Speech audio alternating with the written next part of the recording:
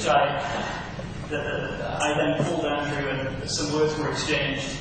You know, what do you mean I've got 2 hours? How do even I fill 2 hours with my own voice, right? So I'm not going to talk for 2 hours. What I'm going to do is I'm going to give about an hour's presentation now on the state of the Linux kernel. On the website it's called the Definitive Kernel Talk, same thing. And then I'm going to take questions. Interrupt me as we go if you have questions. If you have longer questions, it's quite likely that I will ask you to save it to the end, whereupon there will be some time for those things. And we may end up with a slightly longer break after this session. Okay, let's see if this works. This is a Windows machine, it's not my machine, so we've already got any complaints about that. Andrew. So a little about me. My name is Jon Masters. One of the first commercial Linux on FPGA projects.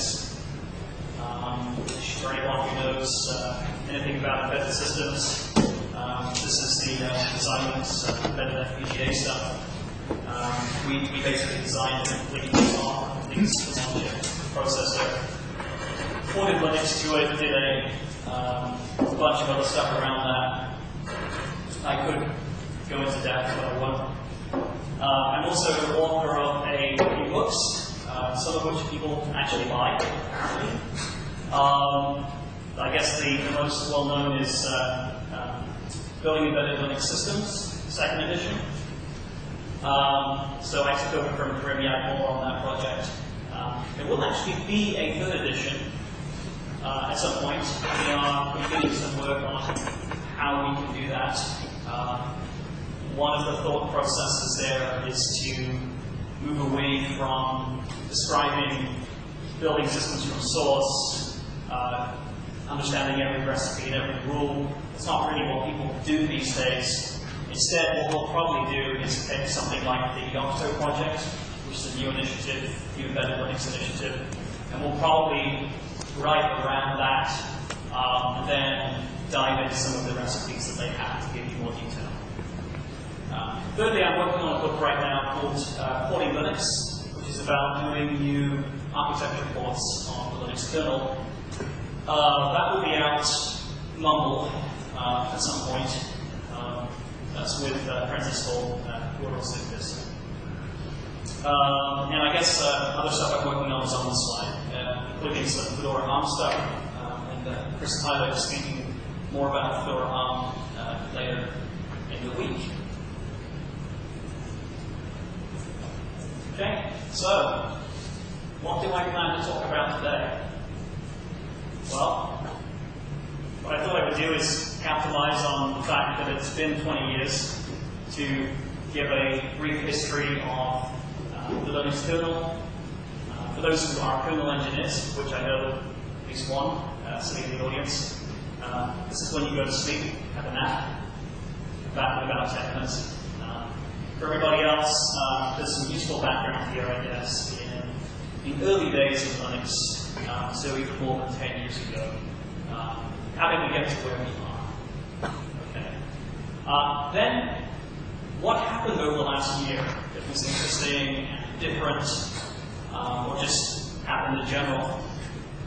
Where are we right now? So, what are the current topics being worked on? Now, clearly, I can't cover everything that's being worked on, right? I mean, every single release of the kernel, which happens roughly every 80 days, has 10,000 change sets, individual collections of changes on average. So, you know, that's crazy. 15 million plus lines of code in total. It's not possible to kind of cover everything, but I'm trying to cherry pick a few useful things that happen. And then I want to give some predictions about where things might go over the coming year. And again, questions anytime, just interrupt me and feel free to ask. Okay. So 20 years. In the beginning, way back in 1991, Linus Torvalds surfaced on one of the Minix user groups with this now very famous quote that he's just doing a free operating system. It's a hobby and won't be big or professional like you do, etc. So it starts out as really just a hobby project for his Intel 8386 that he bought and wanted to learn more about. And like most people of a certain persuasion, Linus decided the best way to learn about that was to write an operating system for him. Okay. So it starts out being very compatible with Linux. So he takes his existing Linux system and writes a replacement kernel for it, but at first even keeps the file system and other pieces from his existing system, so he doesn't have to go and reinvent every other piece other than just the core guts that he has about. Okay, fast forward to today. Where are we today? Well, at this point, just to compare that with this, we now have 24 different architectures that we support in the upstream Linux kernel, plus many different sub-architectures. Some of those sub-architectures have only one user if you're making sticks locally. Great. And then many different platforms. Okay, so I'll come on later to the current situation with the ARM architecture and the tremendous variety of systems that are supported based on ARM processors. Right? So it's 24, but it's 24 with many different kinds of combinations. Right? So the PC, the Intel PC, PC is a platform. The x86 is the processor family. That's one combination, but there are many, many others that you get outside of the x86 PC. As I said, there are roughly 10,000 change sets per 80-day release cycle. Okay, that's phenomenal amounts of change happening, right? It's not really possible for one person to follow every single change. Some people try, so Jon Masters over at Linux Weekly News does an awesome job at tracking what's going on, right? He's basically paid to do that for a living, right? But even he can't cover everything that happens. There's simply too much, okay? For this talk, one of the things that I did was to take all of the change sets that happened over the last year and just skim them. Right? I couldn't read every single one, but I did go through the complete Git history over a period of many hours to look for interesting nuggets of information. At this point, we have approximately 1,100 to 1,200 developers working on any one release of the kernel. That doesn't mean there are 1,100 or 1,200 in total. That just means that in one particular release, that many people contributed to it. So it's a very vibrant community. And if you look at linuxcost.blogspot.com, it's a blog where the author is tracking the current cost to redevelop the kernel using various assumptions. So he's saying that the median salary apparently for a US software engineer is $69,000 a year. Okay. I don't think that Linux kernel engineers make $69,000 a year. I think they probably make a little bit more if they're professionally paid to do it. But he's assuming the median salary and various other assumptions. And he came to this calculation that the current cost to redevelop the kernel would be $3 billion US dollars. So it's pretty serious stuff when he gets on. Okay, so how did we get there? What was the step in between? Well, the first few releases were interesting. I guess one of the interesting points here is that at first Linux was not even licensed under GPL. So Linus started with a kind of his own license, which basically said, you can use this, don't make money with it, right? and he's quoted as saying that switching to the GPL was one of the best things he ever did. And he did that early on, and I think that's one of the reasons that Linux has been tremendously successful. So Linux 1.0 had, as you can see, about 20 times the number of lines of code. I don't think there was a 0.01. Wasn't it Freaks? Ah. Because he hadn't named it until Lars suggested a name, and I thought that was a 0.11. So that's interesting, because the archives I looked at had that number, but that doesn't mean that it was, in fact, that number at the time. So if anyone can correct and say, was it ever actually 0.01? I'd be interested to know.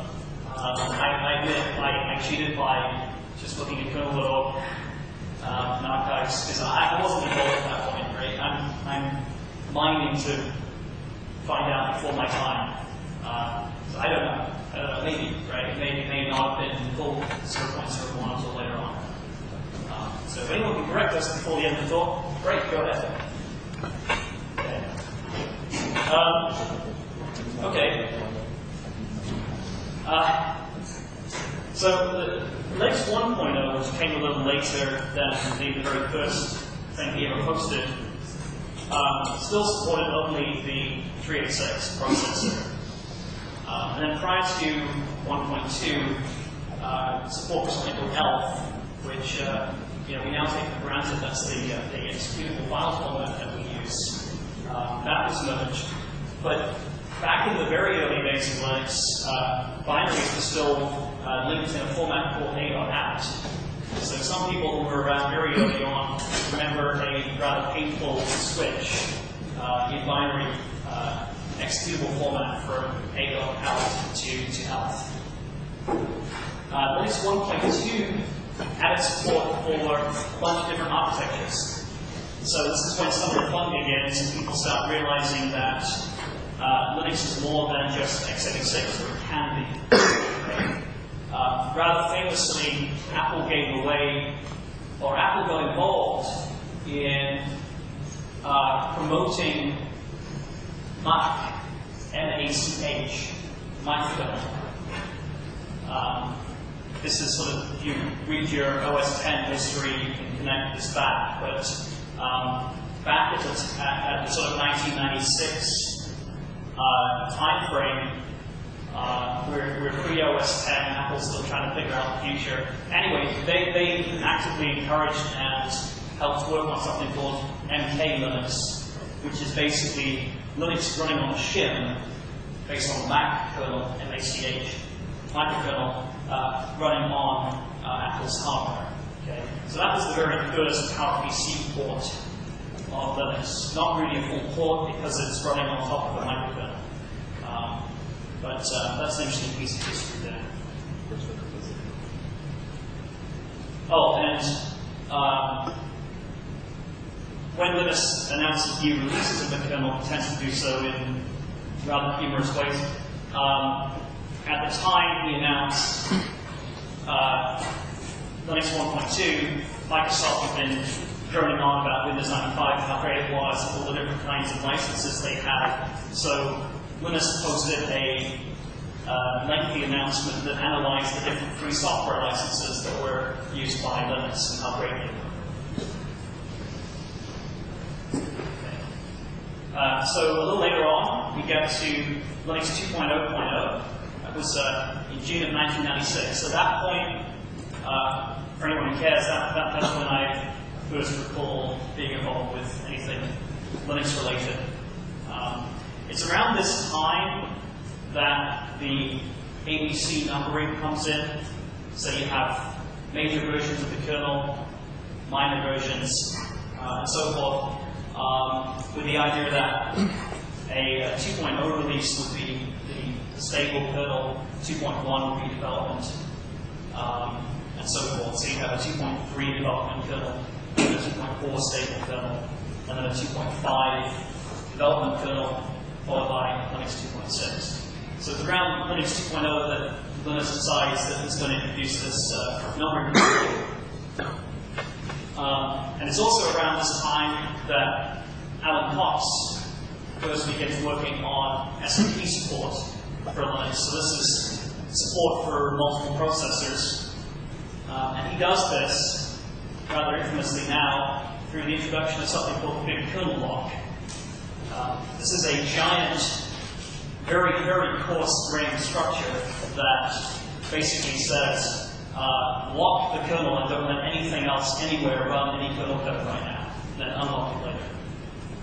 That big kernel lock finally went away just recently, right? So it's taken a very long time to finally get rid of that.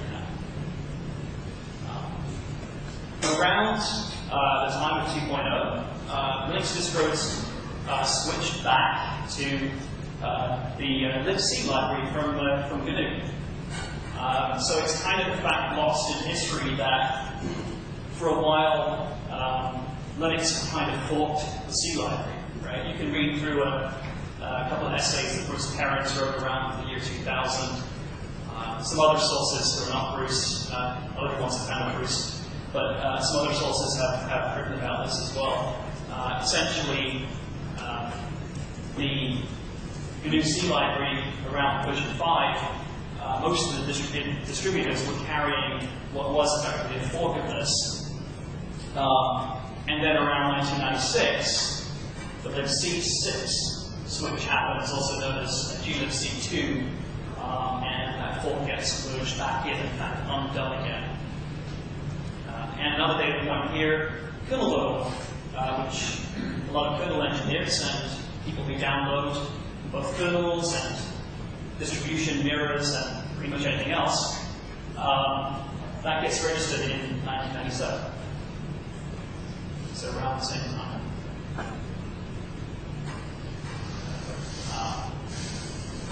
And then 2.2.0 was released in January 1999.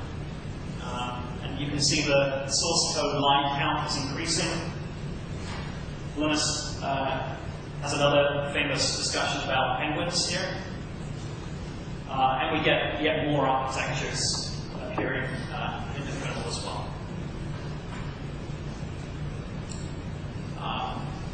So the 2.4.0 announcement. So 2.4 is really the point when one of the first points when Linux moves from being sort of an enthusiast operating system to seriously getting the interest of businesses, right? So 2.4, you start to see a lot of embedded use of Linux. You see TiVo, you see other groups working on embedded Linux systems. They had prior to that, but 2.4 is really when things start to really take off. And similarly, it's when a lot of enterprise people start to consider where Linux might be going. Okay, so 2.4 includes such cutting-edge things as support for ISO plug and play. Right? So prior to this, if you wanted to do automatic plug and play, well, good luck, and you would be running a lot of tools manually to do that. Nobody knows what ISO is anyway, so we'll just keep that. It also added support for something called USB, which has sort of taken off since then. Another thing that was interesting about Linux 2.4 is that it breaks with their tradition of doing a new significant release to add fundamental features, right? So LVM, the Linux Volume Manager that a lot of people are using out of the box because their distribution sets it up for them, that gets added later. Same with RAID and same with ext3, right? So this is the point when the more risk is taken, assuming that the base is pretty stable and it's okay to go and play around. One downside to that is that the entire Linux virtual memory management system was replaced in 2.4.10. And there's a lot of mailing list flame wars, you can go and read about that. But for the sake of the history lesson, Alan Cox at that point was maintaining something called the AC or Alan Cox kernels. And Red Hat and other companies basically shipped kernels for a while there that had a completely different virtual memory system than the one officially shipping upstream. So, with the ability to change stuff in a so-called stable release, comes the downside that if you change too much, you're really looking to do a completely new development cycle. Then we get to Linux 2.6. So 2.6 was released in December 2003. You can see the source code line count grows again from 1.86 million lines of code in 2.6.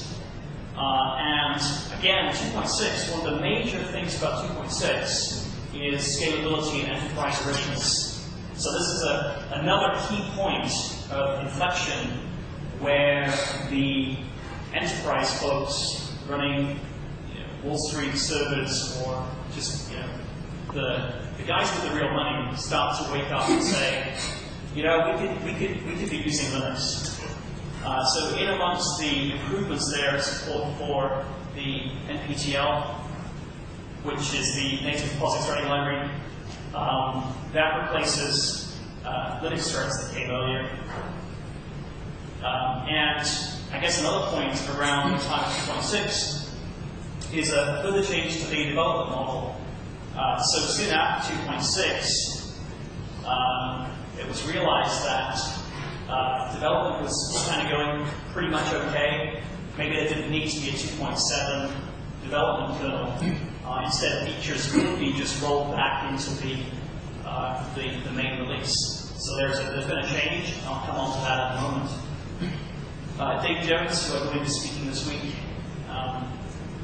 wrote a rather famous document around that time, which has been referred to as the post-Halloween document.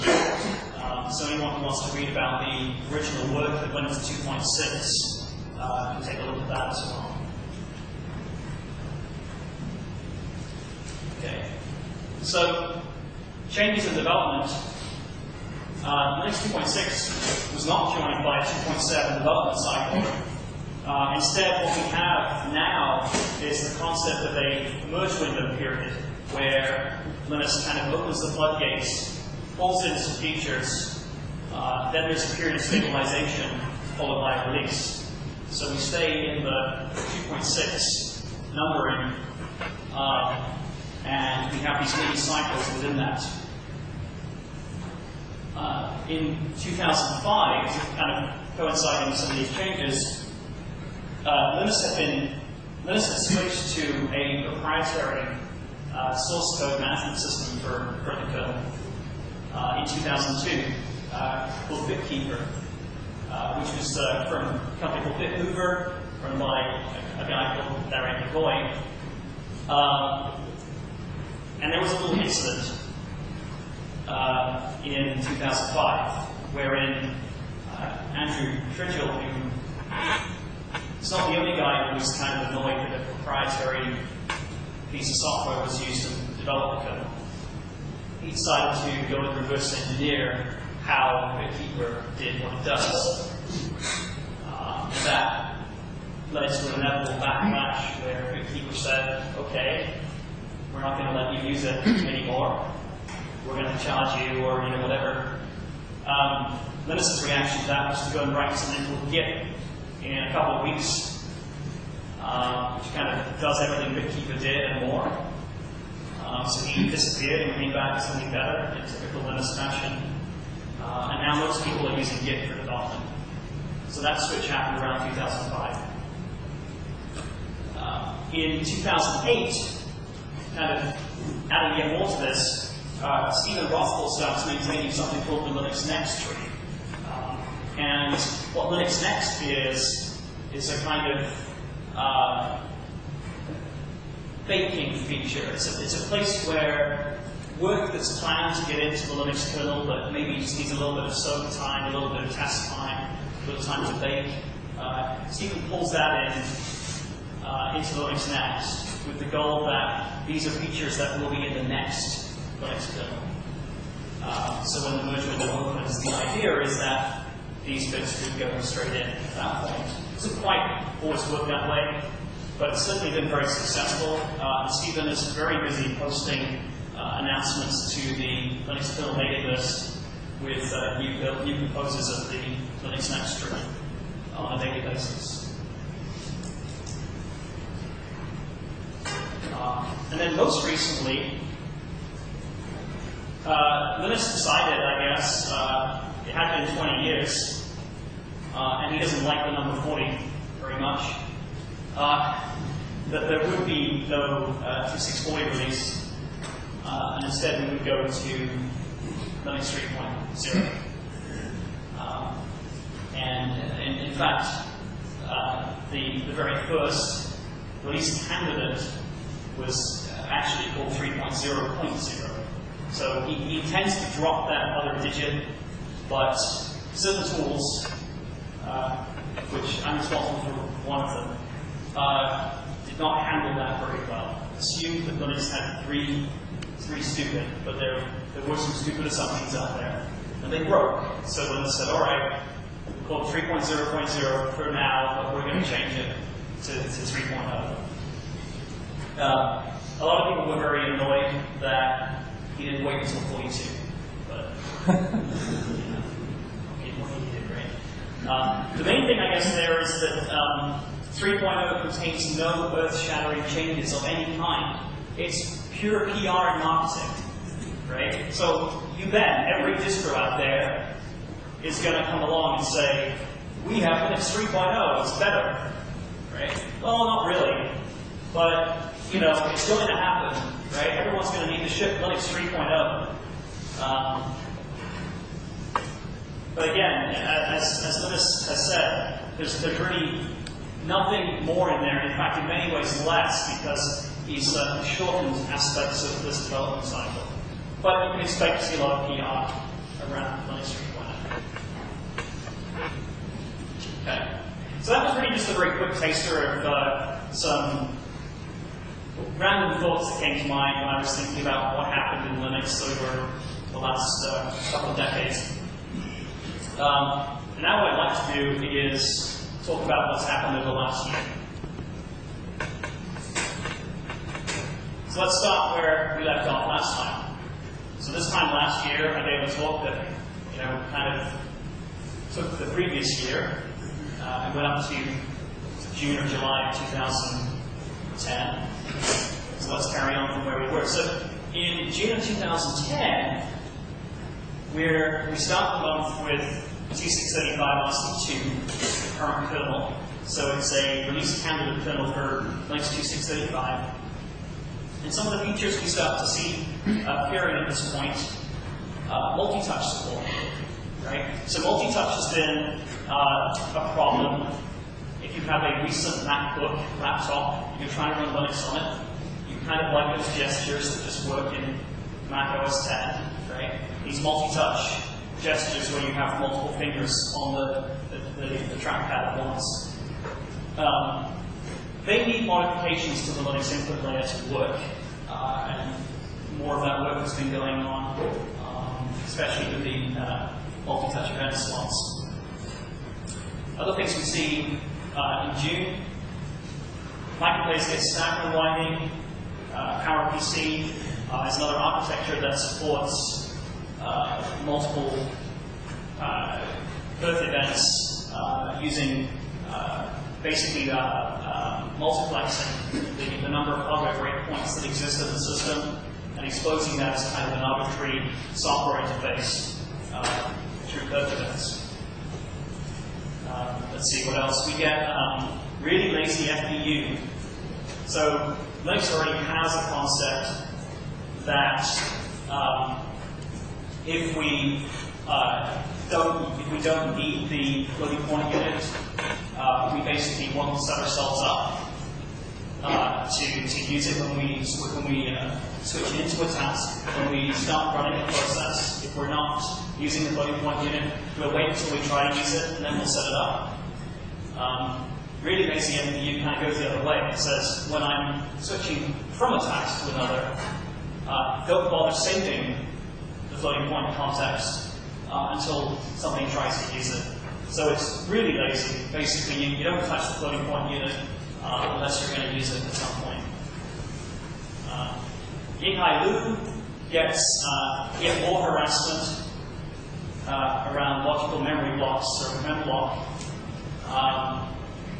This is an ongoing effort to sort of reconcile the various different ways to manage blocks of memory.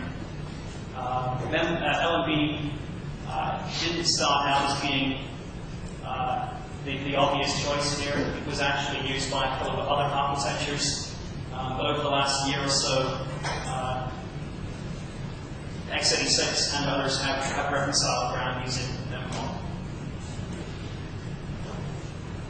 Let's see what else we get in June that's interesting. Azul Systems posts some very, very interesting pluggable memory management books for the Linux VM. It makes everybody scream and run away. This is the idea that they can improve garbage collection in their Java runtime by adding horrible interfaces to the Linux Virtual Memory Manager that many people just screamed at.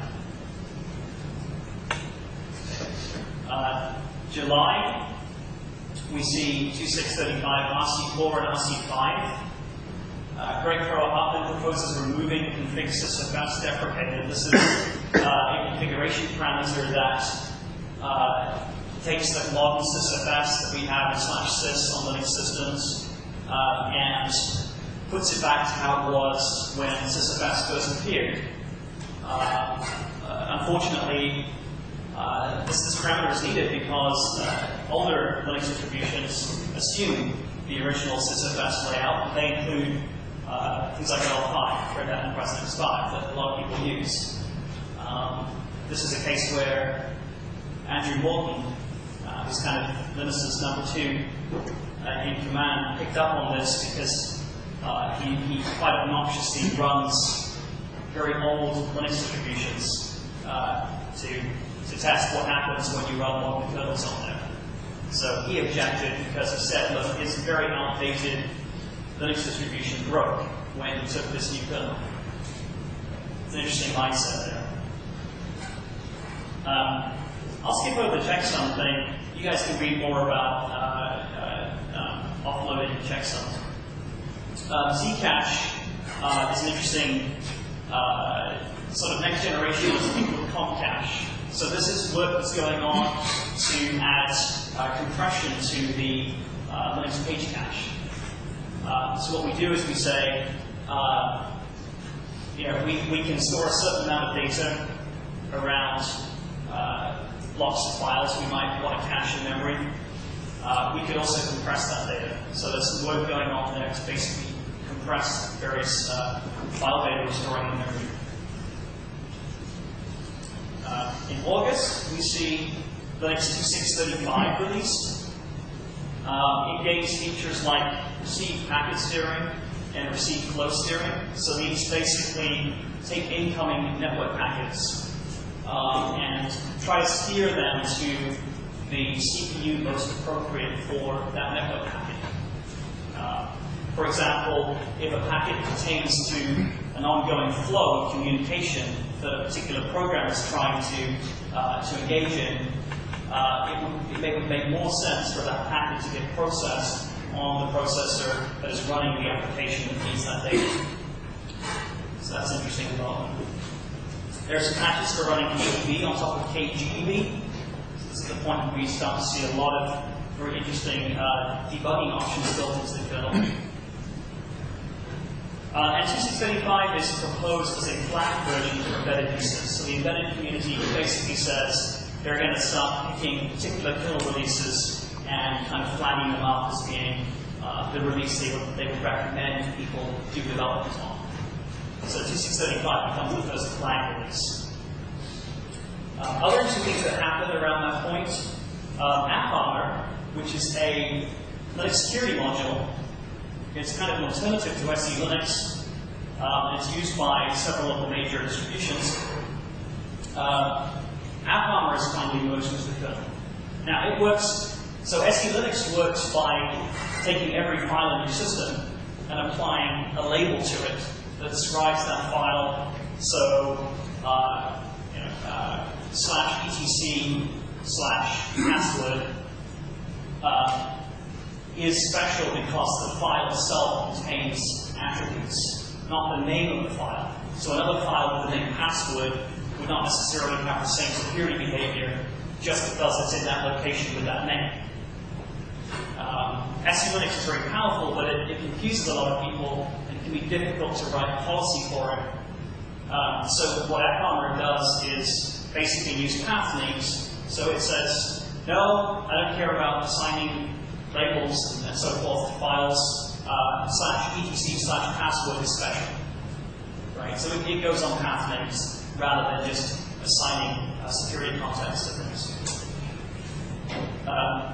Other things we see in August 2010, LIRC, which is the infrared control patches for Linux. These have finally emerged now for a very long time.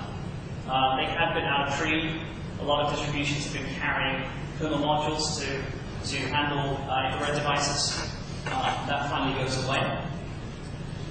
We get a new out-of-memory killer that's compatible with the old one, but it changes behavior for which programs will be killed when the system runs low on memory.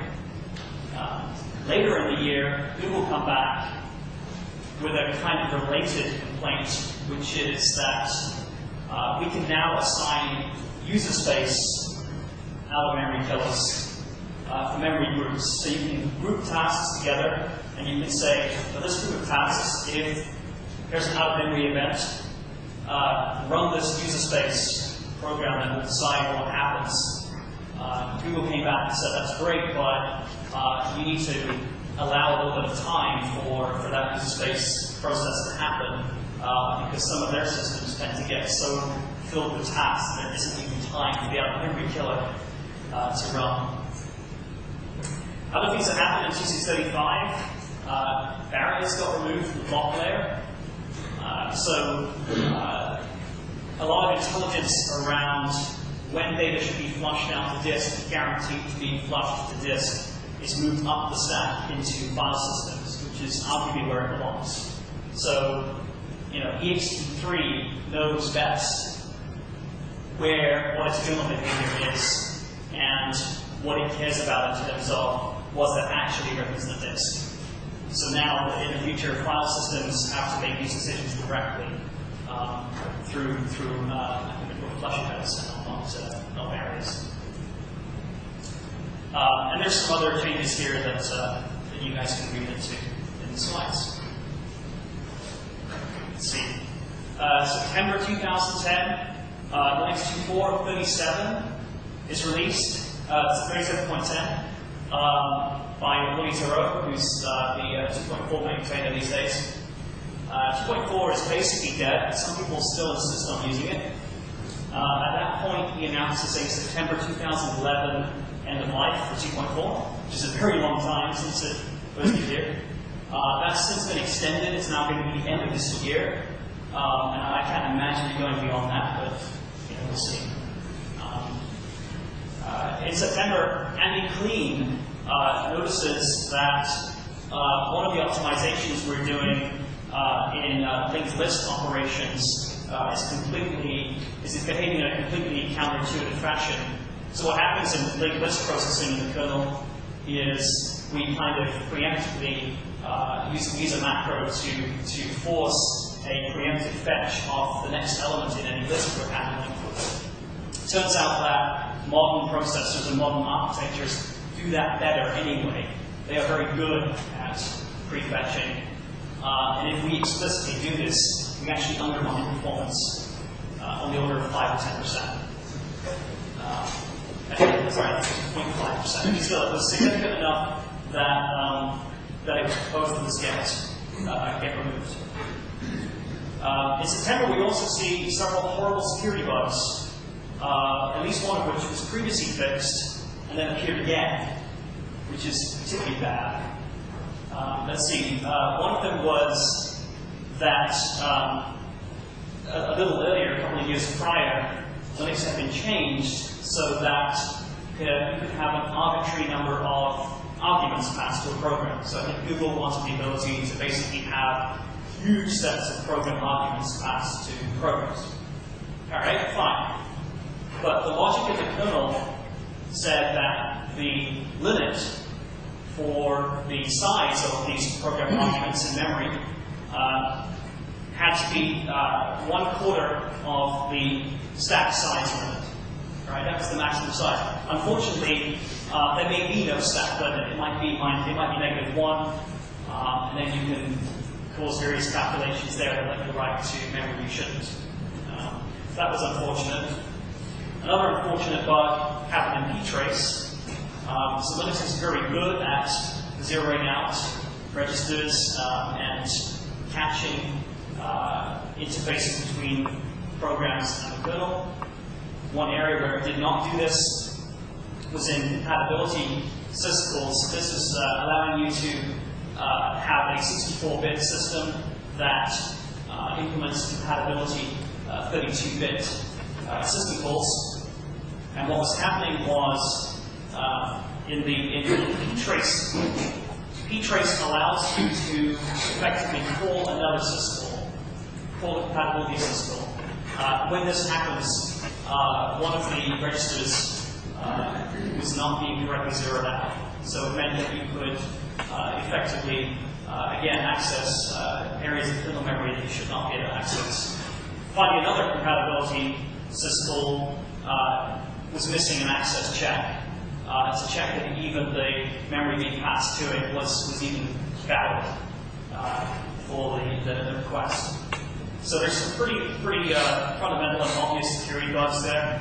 One of the things that came up was the notion that when security bugs are fixed, tests should be written for those, and those tests should be run against kernels to make sure that previously fixed security bugs don't randomly come back to bite us. Finally, I guess Jon will tell us more about this if anyone's interested to go into Broadcom, but Broadcom released an open source driver for a lot of their Wi-Fi parts, which is good. I believe that's still in the staging tree. Yeah, still in the staging. Yeah. Yeah. They're good guys, right? So I was really confused about this. I bought a netbook, had one of these parts in it, and then these guys go and announce, "Hey, yeah, your part's supported, right?" And I get very grumpy that suddenly I take for granted that my Wi-Fi works using an open source driver, and I can't suspend. So I start sending an email saying, "How dare you? How dare you write something great? I can't suspend. It's not good." Never satisfied.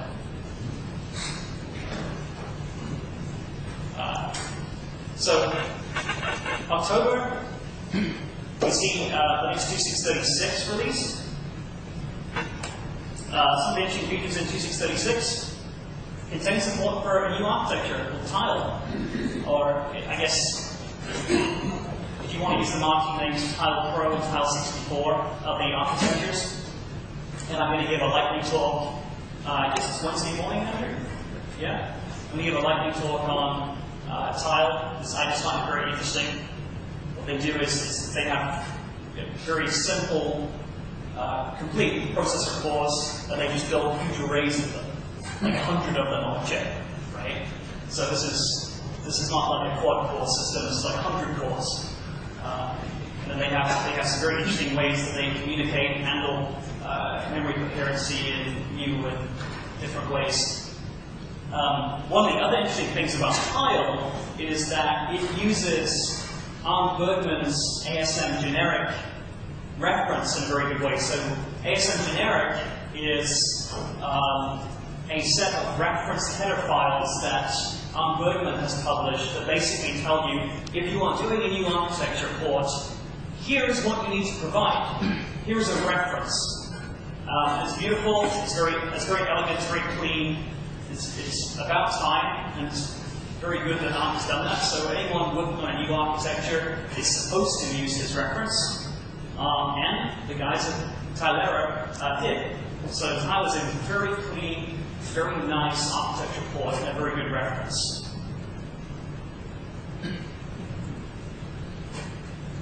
I'm going to skip over a couple of those things. Another thing I want to mention in October we get support for jump labels added to the kernel. So jump labels are pretty simple optimization in theory.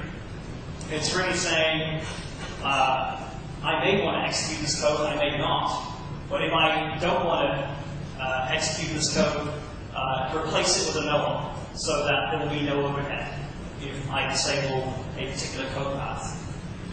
So jump labels can be used in various ways inside the kernel, one of which is trace points, but there are more uses for it. Other things added, we get little endian support for PowerPC. So PowerPC being an IBM, basically an IBM architecture, is big endian. That's all their stuff tends to be. But some people might want to run little endian because they have, say, graphics parts in their embedded systems that assume a little endian environment. So they're building ARM systems, they're building Intel systems. They're assuming that they are little endian. So support is pulled in for that case. And finally, Russell King, we're having a lot of interesting arguments around the ARM architecture that really start around this point and continue. One of which, so it turns out that on ARM systems, you can really only have one type of mapping for a region of memory, physical memory. So if you have what's called a device mapping for memory, so it's non-cached, it's just direct write-back. And you have what's called a normal mapping, which is like normal system RAM, and they cover the same memory address. The behavior is undefined. But the behavior is worked well enough for a long time, but it's undefined. So Russell decided that was a good point to fix this, but that changes behavior and bothered a lot of people. So in November, we're still into 2637 at this point. The Kernel Summit is held in Cambridge, Mass. Mike Galbraith posts what has been called the Miracle Patch, or the patch that does wonders. Various other names have been given to this very small patch, which basically does automatic C group assignment for tasks. So the idea is, if I'm building a kernel and I'm logged into my desktop and I type make, wouldn't it be great if the system would automatically say, okay, everything related to the building of this kernel gets treated as one unit and can't completely swamp my system? Well, one way to do that is using a feature that's been in the kernel for a while called C groups. And you might effectively realize that you could say, every task that shares the same TTY could be grouped together. Later on, it was changed to the session associated with a particular process or task. But this patch is very small, and the internet went wild over it because it solves some very real desktop interactivity problems. Yeah. Is that container groups? Yeah. Oh. C groups, yeah. And there was a lot of pushback about that because, again, it's kind of putting policy into the kernel. People like Leonard Covering pushed back and said, well, there are ways this can be done in user space. Linus's response was really, well, yeah, but you guys have had a long time to do that, you haven't yet. So, so where it is right now is there's support for this, and you can turn it off if you don't want it. That seems reasonable. But if you're just a kernel engineer and you type make, your system won't die a death. You can still do something with it while these tasks are thrashing away. Okay, so also in November we see YAPS2 finally pulled into staging. So YAPS is something that many of us have worked on for a number of years. Yet another flash file system. It was one of the first that really supported very large NAND flash arrays. It's a very exciting, interesting file system. I believe it's dual licensed. You can use it. You can get a version of it that is usable under proprietary environments. I don't actually know how that's going to reconcile with this, but I do know that some of the guys who were originally working on Yaps have gone on to other things, so maybe this is just a logical conclusion of that. They're not trying to monetize it so much, so why not just finally push to get it upstream? Stephen Rosted posts a very simple kernel testing script called KTest. Things like AutoTool and so forth AutoTest were pointed out to him. But really, what Stephen wanted was just something he could run that would very quickly build a kernel and throw it at some test boxes and get the results. I think it's what a lot of people want. So he's been working on, kind of the quick and dirty solution that solves about 80% of the problem he has, rather than trying to write some glorious test infrastructure that most people want to use. We also see eStore service. This is persistent store, which is support for a region of memory supplied by ACPI. So ACPI supplies something called ERST, which is the Error Record Serialization Table.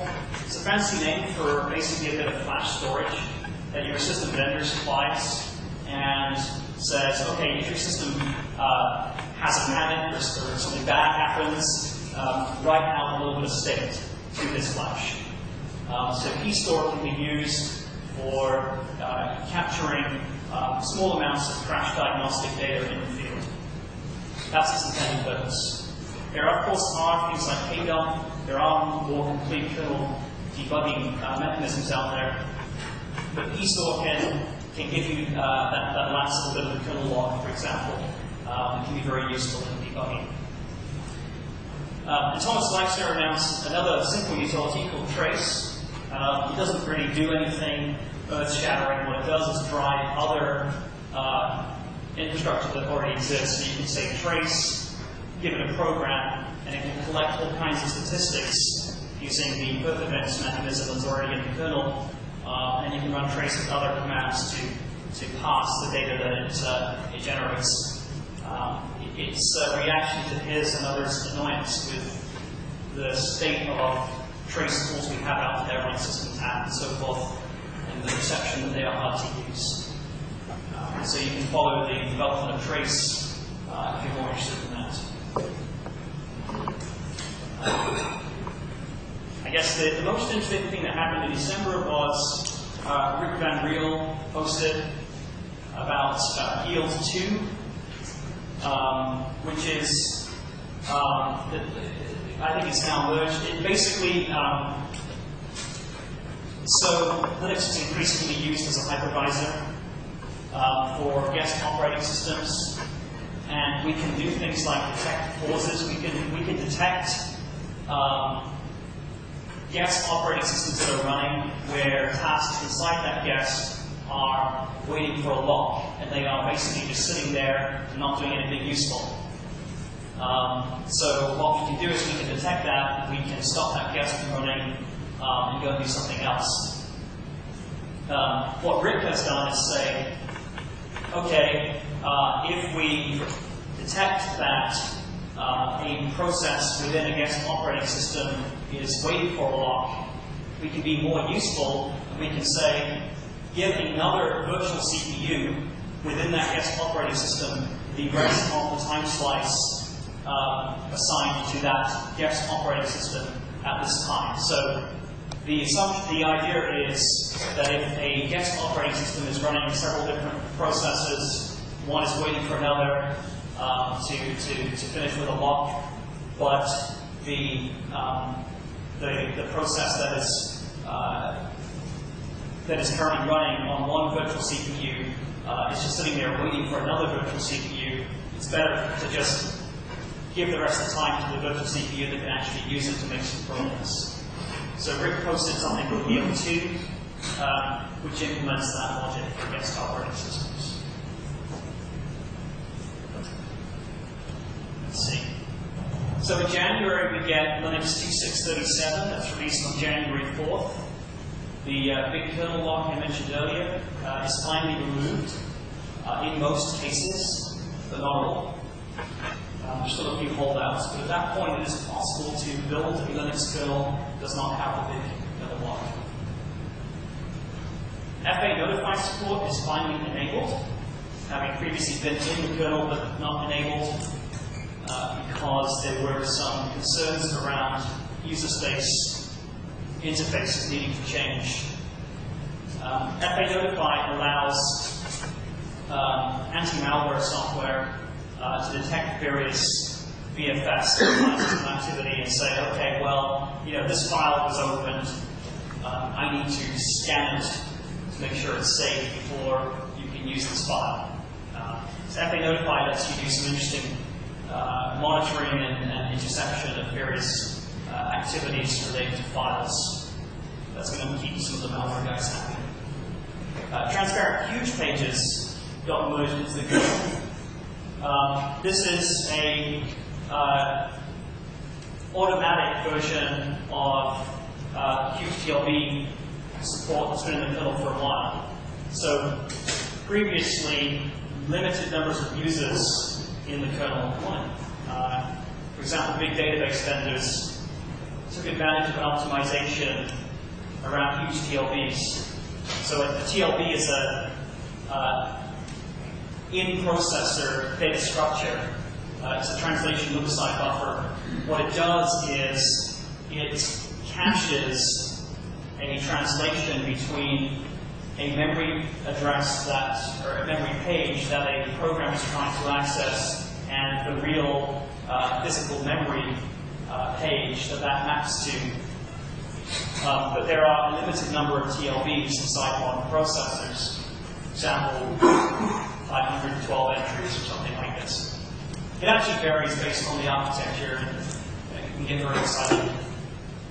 But in any case, TLBs typically handle the normal 4K, 4 kilobyte page sizes. But what can happen is you can have 4 megabyte TLB entries, for example. So you can have many, much larger TLB entries. But previously the kernel could only handle that if you explicitly requested that such entries be set up. So the database could say, well, I'm going to use a huge amount of memory here for this, so go ahead and create these large TLB entries for me because that's going to optimize my access to these large chunks of memory, especially if the processor has dedicated huge TLB entries. So some of them have certain entries that can only contain this kind of entry. You may as well fill them if you can. Well, transparent huge pages effectively allows the kernel at this point to say, no, I can decide when I've got large chunks of memory that I can actually set up huge TLB entries for. So the good news is you get this feature. You don't have to do anything to enable it on your system in terms of the runtime implementation. It just works. And it will go ahead and create huge TLB entries and reconvert them back to individual pages in the case that they need to be, various things need to happen, like being written out of Swan and so forth. Around January this year, various deprecated bits of the kernel get moved to the staging tree. So staging is kind of a dumping ground. It's where if you're writing a new Linux driver, for example, and you're not quite sure you've done the right thing, but you really want to get it in the kernel, staging is an area, drivers/staging in the kernel tree, is an area where basically you can put this code now so it gets in the hands of users and testers, but it doesn't necessarily yet conform to all the norms and standards of the kernel. So staging is where a lot of things appear. For example, Microsoft's Hyper-V patches support running under Hyper-V. They are still in staging. It happened for a long time. Anyway, Arm Bergman started to move a lot of things that were interfering with removing the big kernel lock. He removed those into staging with the premise that many of them have not been used for a very long time. So if you use AppleTalk, raise your hand. Right?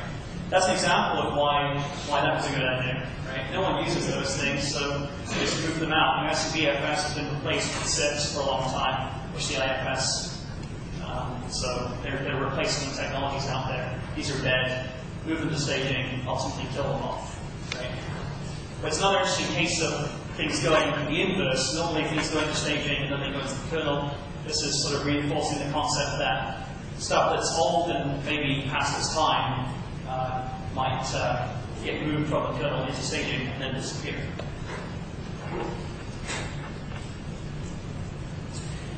February this year, so we're still working on 2638 at that point.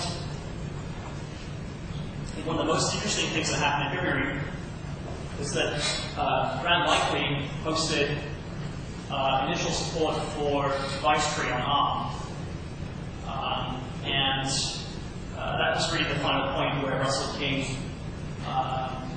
sort of saw the light and saw the benefit of pulling that. I think he had before, but this is the point, I think, where device tree finally gets that momentum. Now, what device tree is a realization that for architectures like ARM that don't have a full firmware interface like open firmware on PowerPC, what you can do is, when you move your system, you can supply the kernel with a block, with a binary object that contains all the kinds of data that would be supplied to it if there were a complete firmware implementation like OpenFirmware. So all device tree is a blob representing the entries that would be that you would get if you had a full open firmware implementation running, and you could enumerate all the entries in that tree using the open firmware interface. Instead, what you do is you get a blob, pre-created image with lots of strings describing your system.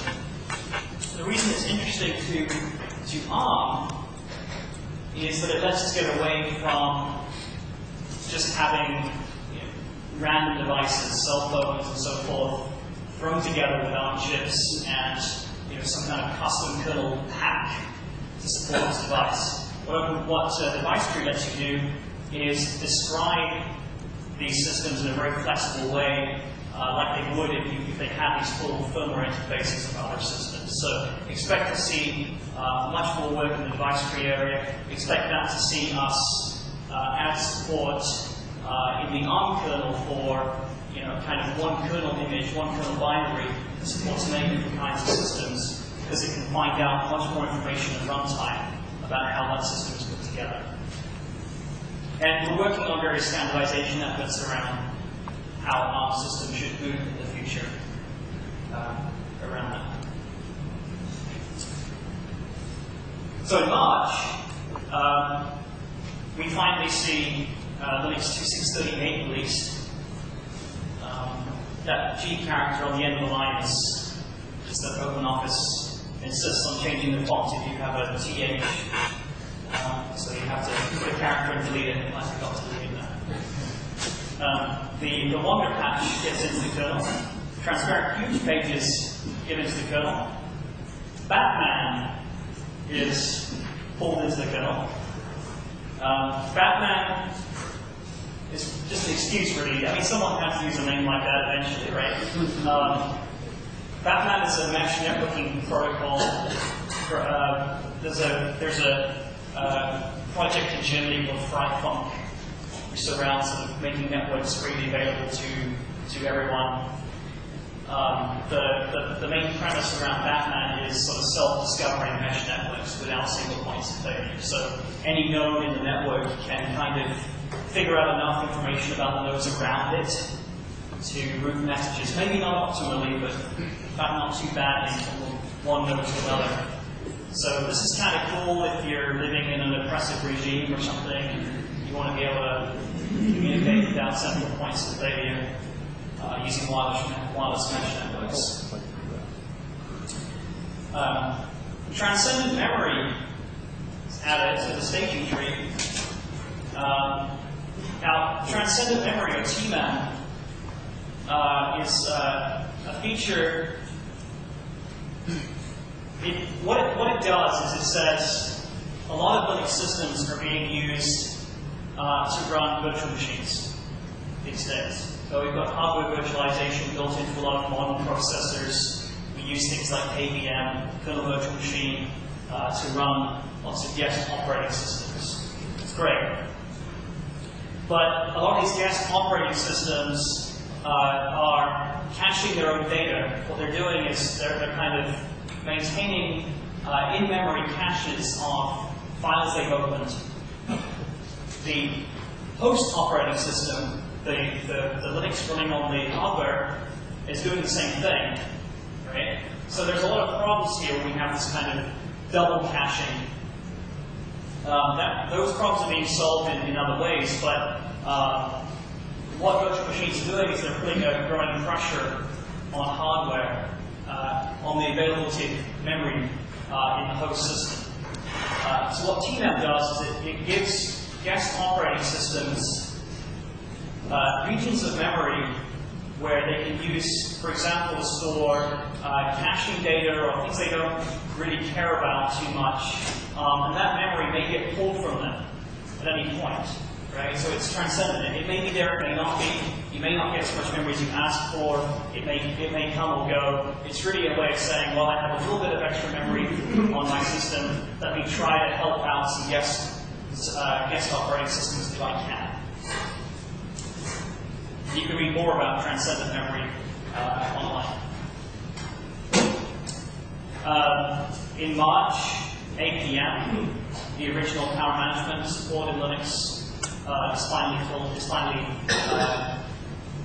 marked for removal. Okay, let's see. Great. Yeah, so anyone who reads Kernel.org, there's always an April Fool, and John Hawley usually spends a very long time creating these, inspiring with Peter Rampin over this. You can go read the archive on Kernel.org. There's a very interesting suggestion that there's a parallel infrastructure of planes with. Just go read it. It's good reading. Other things we see in April. A new KVM tool.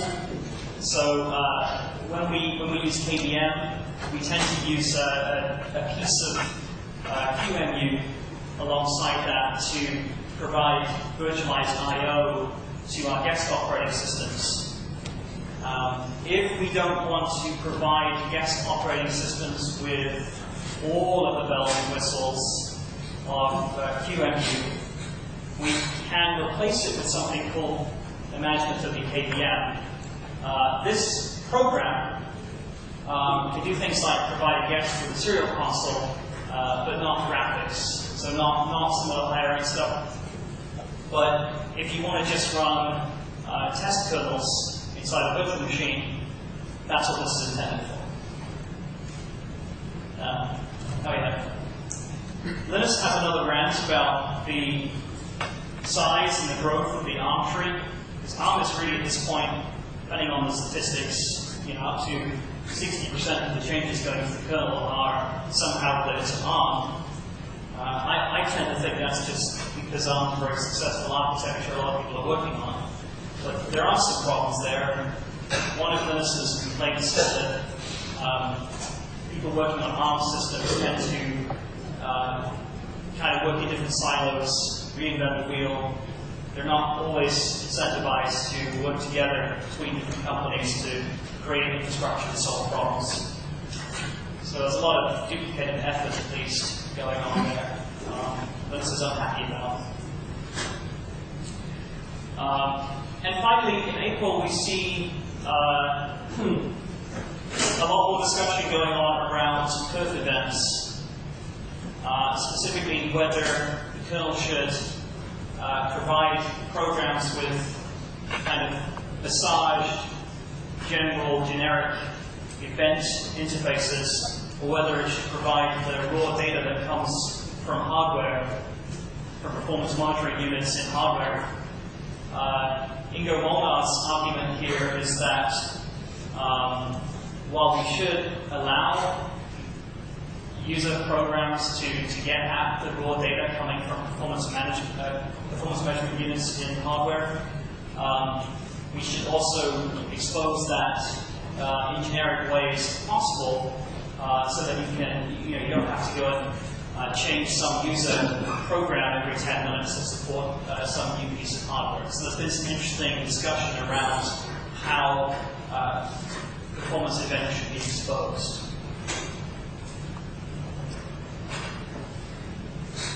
In May, which is last month, Hans Bergman finally kills the big kernel block with a patch that's just entitled "That's All, Folks." We see the release of Linux 2639, so that's the last 2.6 Linux kernel. That was on May 18th. Amongst other things, it includes support for Unicore 32. Unicore is interesting. Hands up if you've ever heard of Unicore. Okay, one person. All right. Well, yeah, you would have Mike, right? But, so this is a processor design from Peking University in the People's Republic of China. What they're interested in is developing technologies. It's not really a nationalistic thing. It's more they want to develop their own IP. They want to develop their own processor designs and all this stuff in their own country. Have their own architectures and so forth. And so the group that's working on this, that's their stated goal, is to create their own architectures, create their own processor designs. They have created a full reference system-on-chip design of their own, for example, based around Unicore. I believe Unicore 32 has been around for about 10 years. Right? But it's support for its final version. And it'll be interesting to see where that goes. Is it more of an academic research project, or will we see Chinese-made processors, Chinese-made system-on-chip processors using this? That'll be interesting to see. Finally, in May, Grant Reinkoy, who's a busy guy, post patches for the Xilinx Zinc series of FPGAs. So I previously mentioned that I've done work with Xilinx FPGAs. What they did back in the day was combine FPGAs with PowerPC processors. What they've done now is they've combined FPGAs with ARM processors. So the current generation of Zinc FPGAs include a hard physical ARM processor around which you can create your own fantastical logic. Zinc's quite interesting. If you guys have time to go read about it, you can do things like implement your own ARM coprocessors inside the FPGA fabric. So you can trap on various ARM instructions and go and implement them for yourself inside the FPGA. So there's some exciting stuff happening there. Again, that also supports device tree. Grant's doing a good job at allowing these very flexible systems to be defined and expressed in standardized ways. Okay.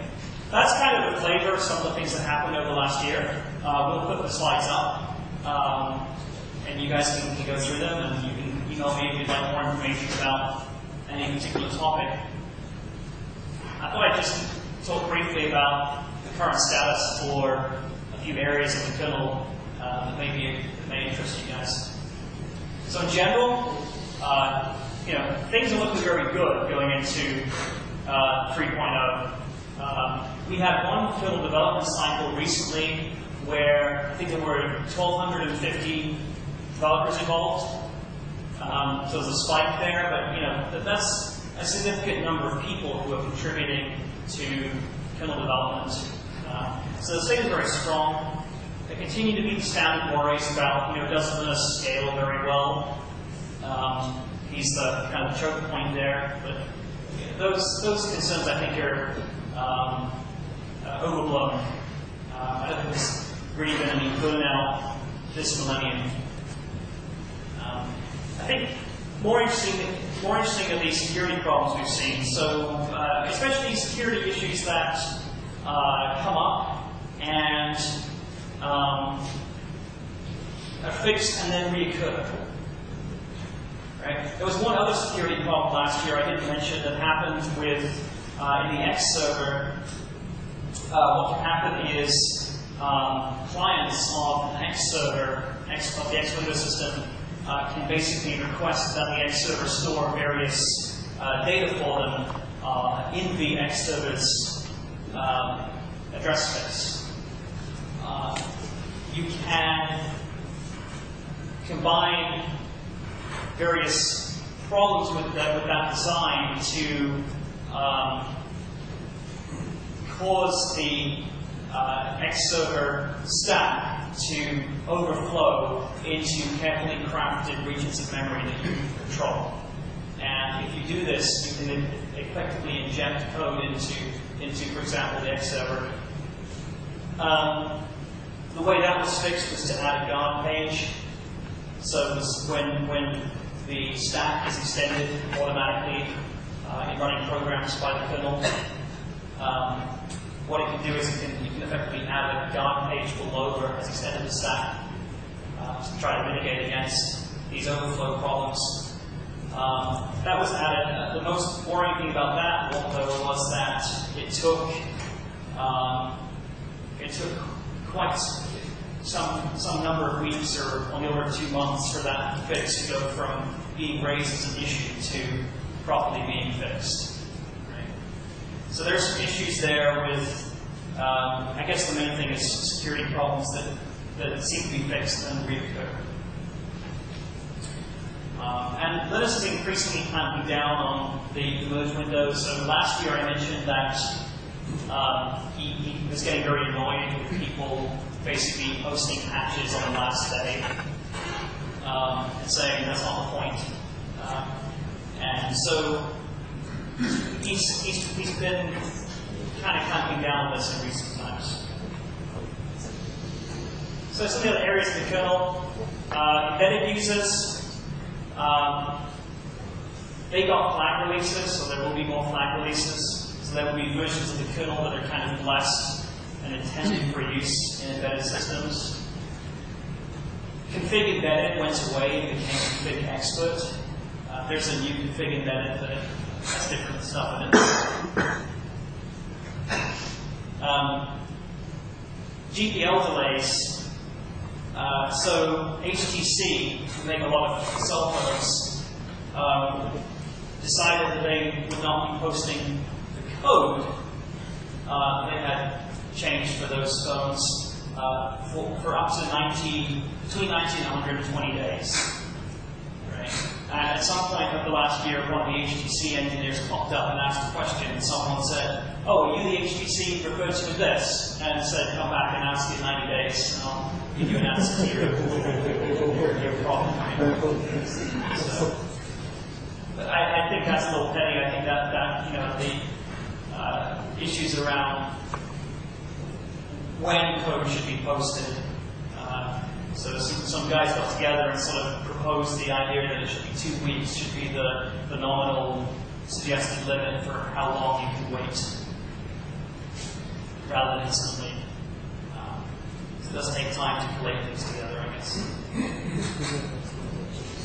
Embedded graphics costs are a problem right now. 3D graphics has gotten a lot better on desktop and laptop systems, but embedded devices, especially system-on-chip devices, it's a more sorry situation. It's still very much like it was on desktop and laptop Linux several years ago. Another interesting thing I think we'll see in embedded virtualization support, hardware virtualization support on ARM chips is landing. That would be interesting for those people who want to run multiple operating systems on a phone.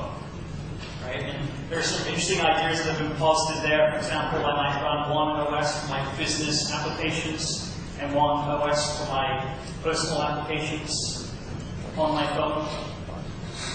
I guess you've got to do something with those cycles, right? If the processor gets faster, you've got to find a use for it.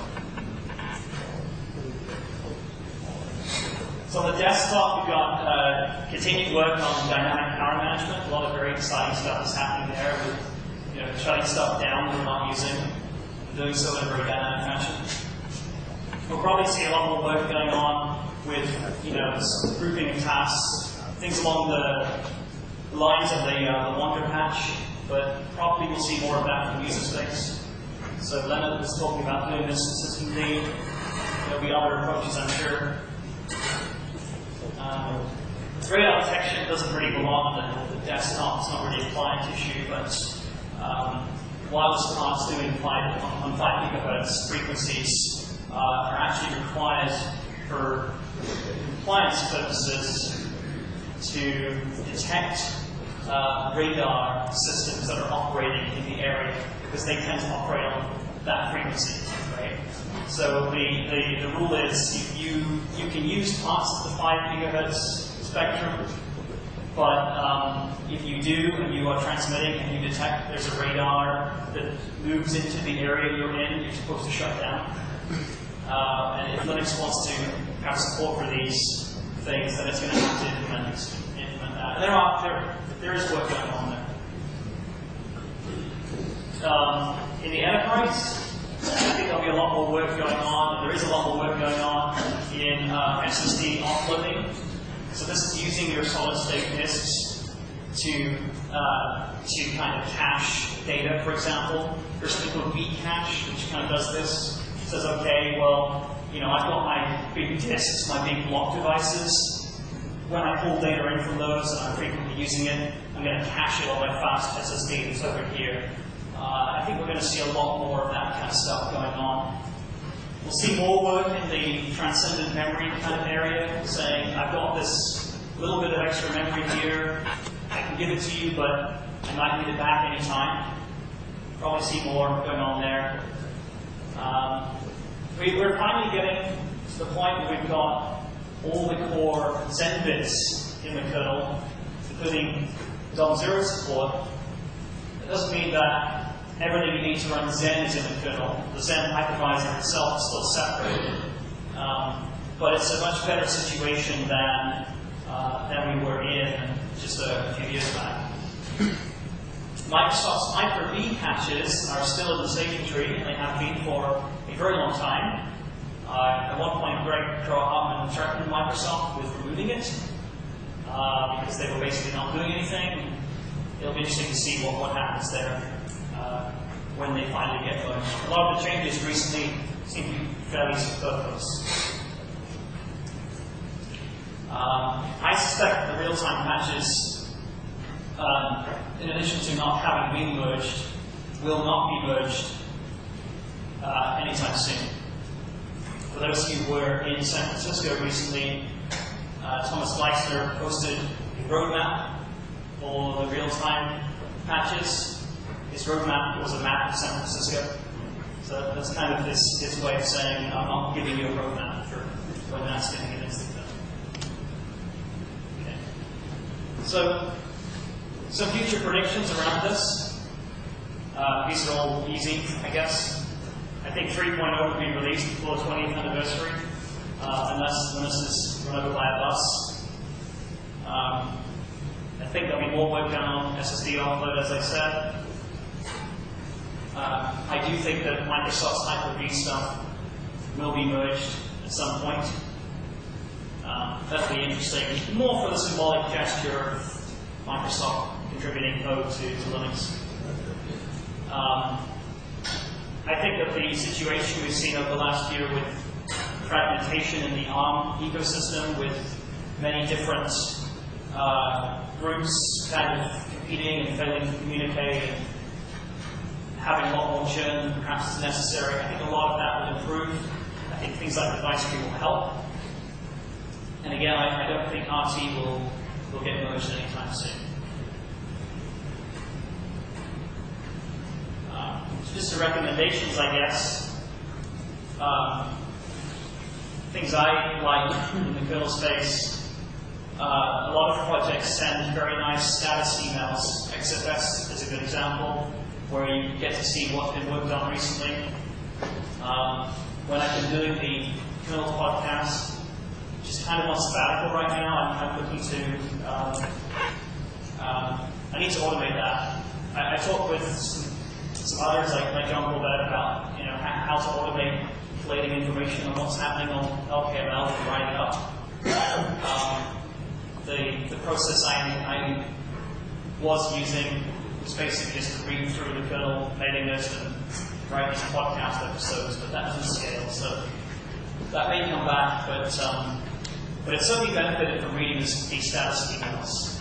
You can go and look at a project and say, okay, what's happening in XFS? Oh, here's a nice monthly status email. That's awesome. I think you'd be finding a lot of different maintainers are doing that. There are still questions that come up on various lists, including the kernel list. Some of them are pretty naive or newbie-ish, but a lot of them don't get answered. There's the standard pool for stability, but I think that's improved a lot in recent times. And the standard pool for documentation, I think, again, that related to getting status. I'm interested in everything. I like to understand how everything works and try to have an idea of it. And if there's documentation around it, that really helps my OCD. So I'm looking for more people to do that. Okay, so I guess with that, if anyone has any questions on anything, meaning of life is also. What about BTRFS?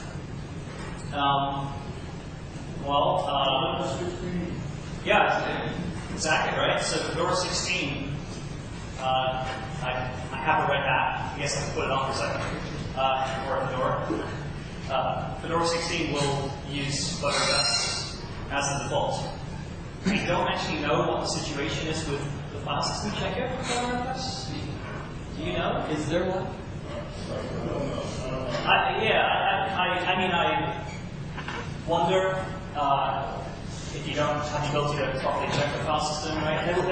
There was an incident last year. I can check the numbers, but there was an incident where someone did some benchmarks and found that if you wrote just a series of 2048 byte files to a Butterfest system, I think at about 17% file system utilization, it's regarded as full. I think it was 17, you can check the numbers, but the reason is that it uses standard tree structure, but to describe the file system metadata. But if the files are very small, they can actually be stored kind of in line in this tree. But unfortunately, it has a finite size, so you can create these situations where you get very poor utilization. Now, is that likely to happen in real life? I don't know. And some of the guys had motives to not like Butterfest, right? So, yeah, I think Butterfest is very interesting. I personally am not a fan of removing LVM from systems. I much prefer file systems and LVM to work together, rather than say, oh no, we can do RAID, and we'll do everything, and we'll do it in the file system.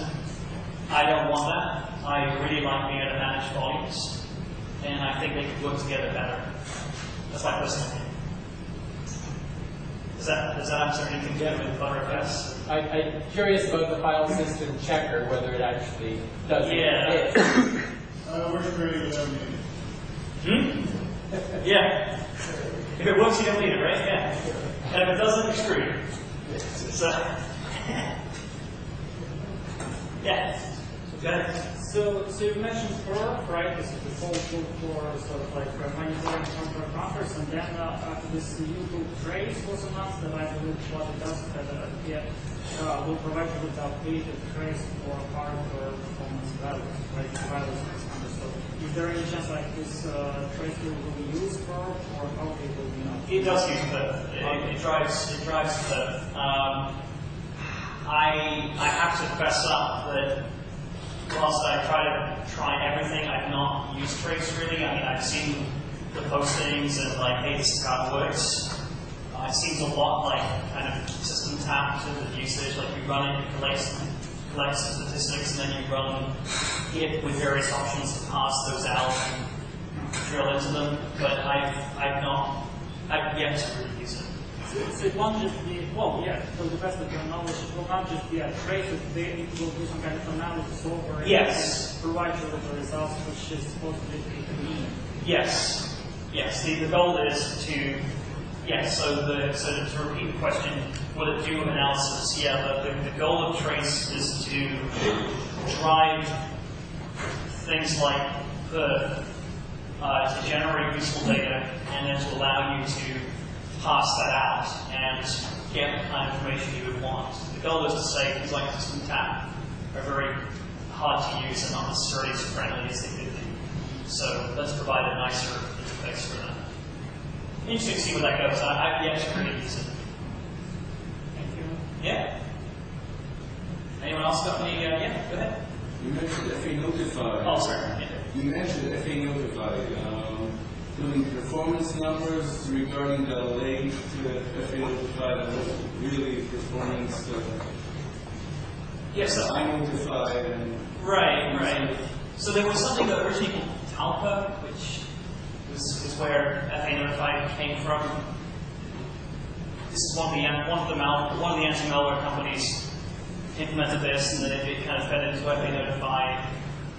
Eric Parents is the right person to ask, and others. I was involved very early on in that, just in terms of looking people up and suggesting you should talk to these people, and so, you know, I take responsibility for connecting some of the guys together in the very early days there. With my evil hat on, I like some of the features that gives you because, you know, people want anti-malware software, right? Whether we believe that it works or we put any stock in that, a lot of enterprises just want to check that box. So there's value in it. In terms of performance numbers now, I think we'll see that now that it's there. I think people will, you know, hopefully start to use it, and when they actually use it with real-world software, real-world malware scanning tools, then we'll see those numbers appear. You start, yeah. You mentioned previously that some versions of the kernel are best for embedded. Could you describe the collaborating features of the decision behind it? Yeah, I think the goal there. So to repeat the question, you know, what's with the embedded flag thing? Why would you bless certain versions of the kernel and say that they're intended for embedded use? I think one of the goals there. So a lot of embedded Linux work tends to, in the real world, tends to just take a version of the kernel, do some horrible hacking to it, and then throw something over the wall, post their GPL compliance patches somewhere, and then just forget about it, right?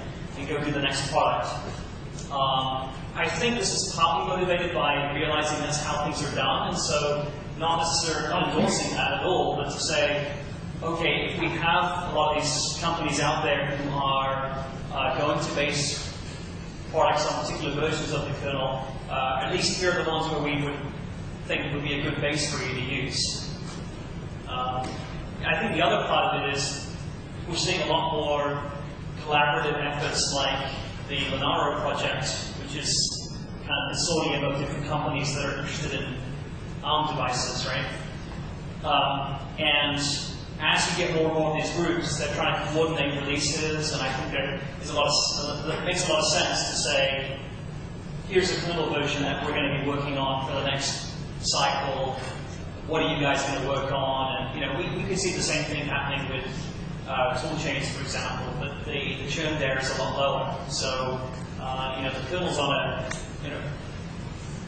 you're seeing 4 or 5 kernel releases a year, right? So I think that's another reason why it's important to be able to choose a kernel version to work against. Yeah, go ahead. Yeah, I wanted to know what's holds architectures being merged into So you want to know what RT patches have been merged, or why they won't get in? Why they won't get in? I think in one word, I think it's still performance, in the sense that whilst the overhead is increasingly small, what you do is you trade kind of overall system throughput for reduced latency. So what you do is you say, you know, a real-time kernel may not be the best kernel on which to do massive number crunching if you don't care when that finishes, you just want to do it. It is a good kernel to run if you want to guarantee that your stock trade happens within a certain amount of time. Unfortunately, I think it's still the case that some of the overhead there is, I mean, any overhead is annoying, and I think it's still big enough that there's still some resistance towards having that in place by default. Other than that, I think it's also just slowly pushing patches upstream. We had a period of time where I guess people were looking at other stuff, and you didn't really see any new real-time releases. Thomas has picked that up again recently and done some more, so I think you know, we'll probably see a lot more happening in the real-time tree over the next year. Yeah, so do you think that, I mean, you said it won't be merged in the near future. Do you think that maybe if there is a sense to create another big kernel like this meant for real-time support? Do I think there would be another big kernel lock type thing for real-time? Yeah. No, I don't think so. I think what they're trying to do is get to a point where there's just a config option. It's kind of like, you know, there's a single config option that you can turn on, and if you turn this on, it will perhaps introduce overhead. But if you don't have this config option on, there's kind of no impact, right? The ideal would be that you could have this turned on all the time. I don't actually know if you build up a kernel with the RT patches and you turn off the preempt RT config option, whether the overhead is 0. I don't know that.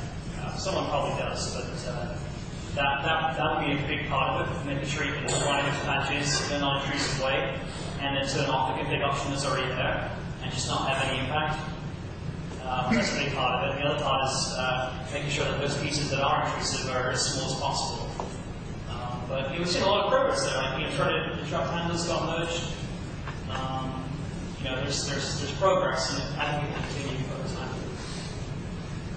Yeah. You made a statement earlier about GPL compliance issues with HTC. Yeah. It takes a bit of time to collate things.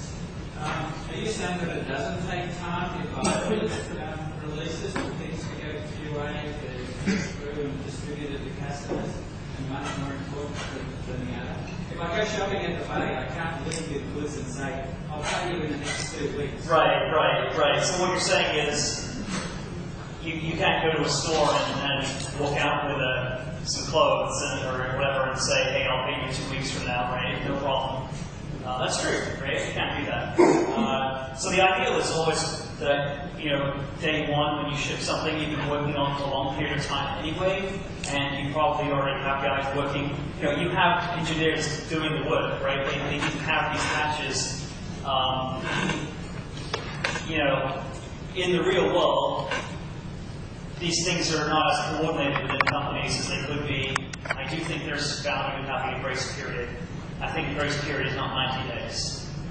I think the grace period of a week or 2 is a reasonable amount of time to say, okay, well, you know, you need to kick someone and upload a file to an FTP server. It should be on the same day. I'm not saying it shouldn't be. I'm just saying that I can understand the concept of the grace period. But if we're not dealing with GPL3, isn't the wording that it should be available through the same mechanism you got the original material? So shouldn't your device come with a CD with the code on it? Isn't that the requirement? No, Andrew's saying, isn't the requirement with GPLv2, for example, that code has to get shipped with the device itself, right? So I'm not a lawyer, I don't want to get too far into that, but there are various different ways you can release code. So you can do that. But you can't require someone to have to go and buy internet access to get the code if they bought the device at the store. Yeah, you can. Yeah, or you can make it through the mail for a reasonable fee. Through the mail. Okay. Yeah, yeah. You But can, the offer has to be with the code, doesn't it? The offer has to do with the code of the sorry, the offer has to do with the product if you Yeah. don't ship the code of the product. So if they're not doing that, they're already in violation. That's the first thing to address.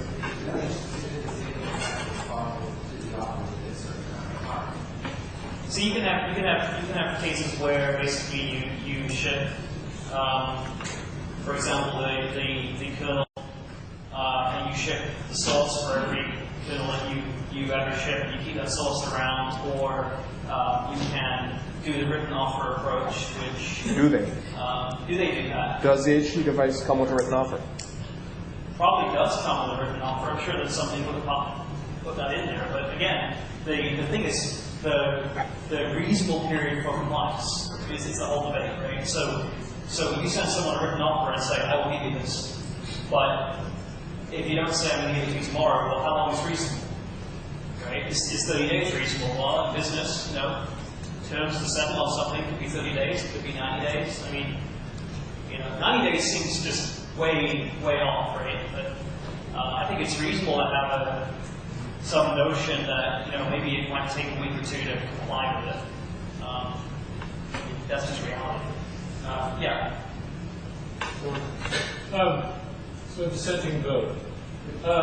So I've been in this conversation with many different embedded manufacturers, and the thought process is, well, it's going to take me a few weeks to clean up on comments in the code. And I point out to them politely, if you change anything, change one line of code, you've now violated the license. License doesn't say give me similar code that might build something that's almost like the 50 shipment. Yep. The license says not only give me every line of source code used to build that binary, but also give me any configuration files and any name scripts and anything other than the standard set of tools that I would have to compile with. Yeah.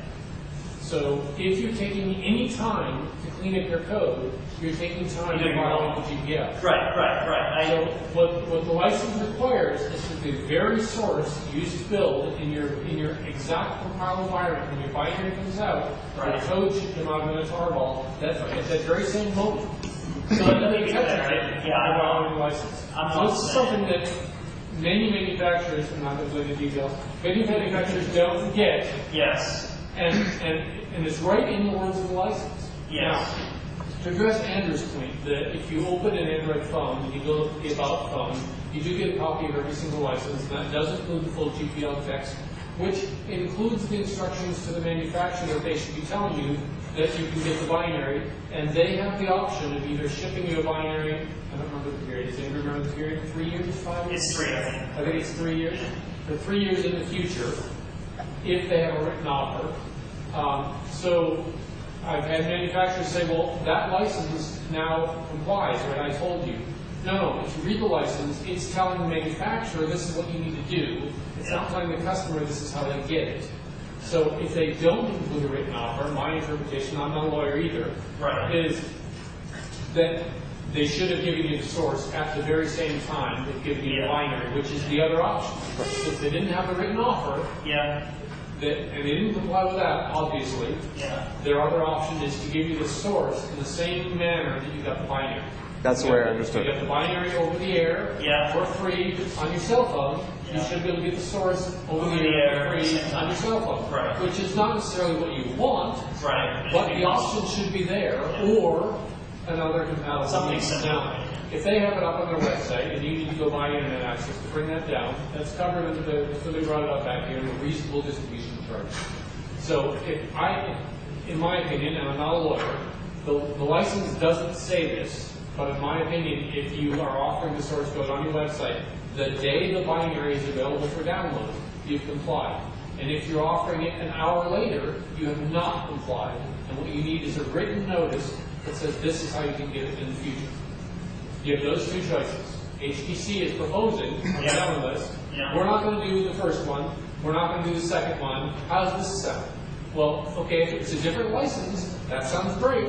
But it's not. It's the GPL, and these are your choices. Just to be clear, though, I'm not defending anything they've done. I'm just saying that all I'm saying is I understand the notion that it might take. It shouldn't, but I can see somehow companies are big and it could take someone a day or two to put files on an FTP server, and I don't think I would nail them to the stake quite for that. 90 days is clearly The crazy. implication is often, Yeah, it's going to take us some time to to clean it up, and that's right, and that's not the right. Oh, and so yes, if it takes you, a day or two, the guy who runs the FTP site, Yeah, site put it up. downtown, And let's be honest, HTC are not a company where the guy's out of town. It's not that size, right? So it's just a completely different issue. But I think we should probably take one more question and then have a few minutes break before we get to the next session. So one more question. Yeah. You mentioned before huge CLPs and something like Kernel decides whether it wants to allocate huge CLPs. Yeah. Is there a way to give the kernel some kind of hint? And once it's allocated the huge pages for you, can they be identified in the same manner as normal huge pages are identified today? I mean, kernel code that identifies. Yes, there is. So the question is there a way to hint to the kernel that it should use a HTML entry?